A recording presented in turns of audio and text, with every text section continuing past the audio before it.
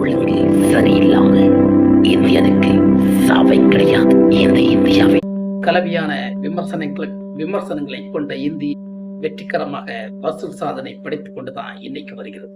அப்படித்தான் இருக்கிறது, வசூல் சாதனை படைத்துக் கொண்டிருக்கிறது இந்தியன். இந்த இந்தியன் டூவை பற்றி என்னவெல்லாம் சொன்னாங்க, அத்தனை பேர்கள் வாயை மூடிக்கொண்டது இந்தியன் டூத என்ன குறை இருக்குங்க.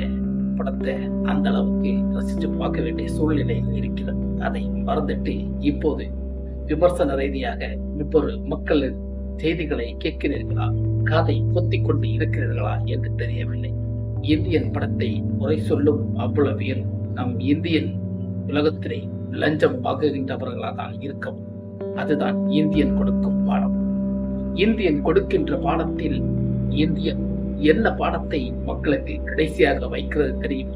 ஆனா இந்தியன் கொடுக்கின்றது பாருங்க, அந்த சஸ்பென்ஸ் அதுதாங்க. இந்த நாடும் திருந்தாது, இந்த மக்களும் திருந்த மாட்டாங்க என்ற ஒரு மைல்கல்லை கொண்டு இந்தியன் டூ வைக்கிறது. ஏங்க இந்தியன் டூ படத்துல என்ன குறை?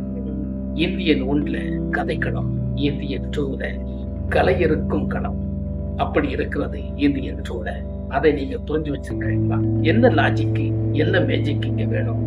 லாஜிக் இருந்தா நீங்க நாட்டு நாடா போய் கொள்ளையடிக்கிறீங்க. அந்த லாஜிக் எல்லாம் தீர்க்கத்தானே இந்தியன் டூ எடுத்திருக்கோம். இந்த இந்தியன் டூ உண்மையிலே ஒரு வரலாறை படைக்கும் என்பதை எந்தவித சந்தேகமும் இல்லை.